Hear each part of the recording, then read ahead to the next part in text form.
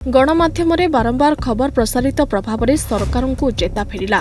जिलापाल कार्यालय समाधान निमित्त प्रयास जारी करथिले। आज रायगड़ा जिला डम समाज आनुकूल्य शांतिपूर्ण गणधारणार संध्या 5टा समय रायगड़ा जिलापाल निर्देश क्रमे रायगड़ा तहसीलदार महाशया गणधारणार पहुंची एही गणधारणा बंद पे अनुरोध करथिले। डम समाज दाबीपत्र गोटे कॉपी पढ़ी और घोषणा करथिले जे जेउ दाबीगुड़िक जिलापाल हाथ में होई परिबो ताहा जिलापाल और तहसीलदार पूरण करा जाई समाधान निमित्त प्रयास जारी रहिबो।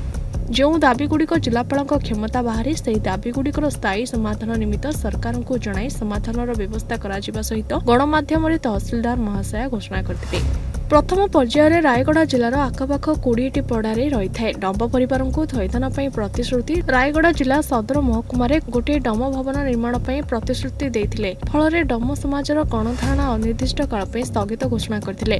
आम तहसीलदार महाशय प्रतिक्रिया जाना निमंते अनुरोध कलु किंतु प्रतिक्रिया देवाक मना कले। एही समावेश में जनार्दन करोड़ा साधारण संपादक धनीराम नायक सभापति वरिष्ठ आईनजीवी भागीरथी हलबा उपदेष्टा मोहन महानदिया उपेन्द्र नायक विशु खोसला नरेन्द्र नायक सहित हजार हजार संख्यार पुरुष और महिला माने उपस्थित थिबा देखिबाकू मिलिथिला।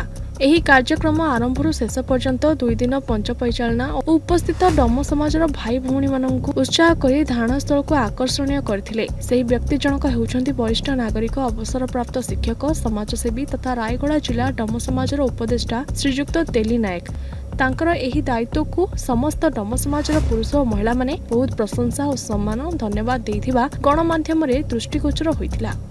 जे काली प्राय सकाळ 8 आज प्राय संध्या 6टा पर्यंत आमे ए 15 दफा डम समाज दाबी नहीं करी उपस्थापना करिथिलु जे 5टी सचिवालय रे पुणी मुख्यमंत्री को मध्य कलेक्टर जरिया दिया जाइथिला 15 दफा दाबी को नहीं करी। एणु आज कलेक्टर सार निर्देश कर्मे जे आमर तहसीलदार साहेब एठी आइले जे से गुटे कथा कहले कलेक्टर साहेब पठाइले मु एठी आसली बोली कहले। तेणु आम पचारू सार आमर 15टा दाबी अमक अमक होती प्राय काली गोटे 4-5 हजार लोग रुंडी थे। आज से प्रकार पिला आम रुंडीचु बोली कहला बेलू जे आपण उठंतु बोली कहले। तेणु आमर दाबीटा पूरण कलापर आम उठू बोली कही। तेणु कलेक्टर साहेब जो कथा कही जहाँ आम रायगड़ार बस्ती बासटा 45टा बस्ती ता सहित आम जेके प्राय 10टा बस्ती को से कौन प्रकार उच्छेद कराहब ना प्रथम जगार थैथान कलापर पट्टा देलापर जोटा सेंट्रल गवर्नमेंट से जगह उठा हम जोटा अच्छा से थैथान कर मुझे पचारि सार 92 जिते उमाकांत मिश्र कलेक्टर रायगड़ा थे आम तहसील ऑफिस झुंपड़ी थी आमको उठाई जिला प्रशासन नुआ साइड नहीं थैथान करते से जगह प्राय 40 डिसमिल जगह हम रेलवे स्टेशन रू कम से कम 2 किलोमीटर अधे हम पूरा से जगार सरकार किसी काम ना बोले आम शुणु आम जाइलु डीआरएम ऑफिस जाइलु। तेणु ये जगह को कौन करा एक्सचेंज करा पचारि तेणु सार से जगह एक्सचेंज करा मैडम कही। नमस्कार నేను ఒక డంబోడ్ని ఇవాళ 48 గంటలు మేము ధర్నాలను కూకిన తర్వాత మాదొక డోమ్ సమాజ్ అనుకునే ఒక మాకు ఉన్నట్టు ఉంది.